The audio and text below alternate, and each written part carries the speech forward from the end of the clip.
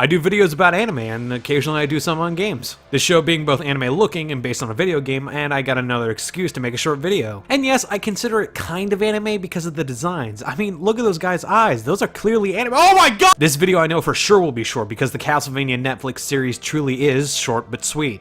But short. Really short.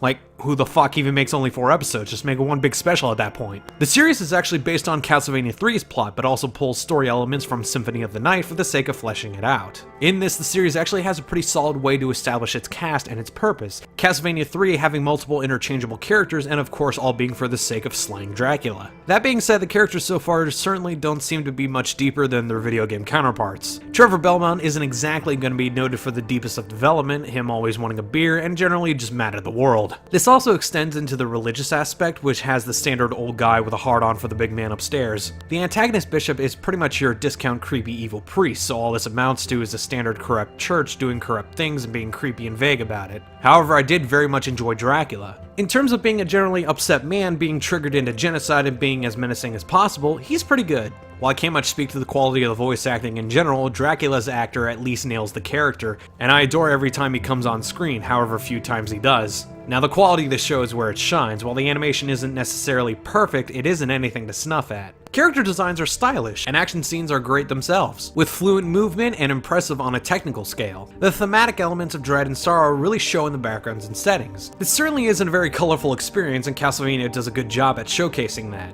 Of course, the most important part that people are going to be talking about is, oh god, that dude just got ripped in half! There's little entrail fences, it's raining blood and naked bats, who does that? And why is this guy oddly complacent about it? Probably the show's most notable and enjoyable feature is the gore factor. I'm not quite sure what I expected with the Castlevania adaptation, but it certainly wasn't as gleefully violent as this. It doesn't give a damn about censoring. It'll steal a baby right in front of you and not give a fuck. But thanks to the series nailing the dark atmosphere, the gore never feels out of place. It's certainly shocking, but not so much that it takes you out of it completely. I mean, except for this moment. This, however, doesn't override the fact that there are only 4 episodes. While short length has never really bothered me, in Castlevania's case it's so short that there aren't really any consistent plot threads to speak of. The first season feels more like a prologue to something great and not something great in and of itself, so it's hard to really judge the season itself because there isn't really a whole lot to judge. It certainly has style and a great portrayal of Dracula, so I can already give it a recommendation based on that. Unfortunately, it's still too early to call whether it will fall through to the next season. So with that said, we're just gonna have to wait until next year to see how this all plays out. Thanks for watching, and join me next time for something completely unrelated.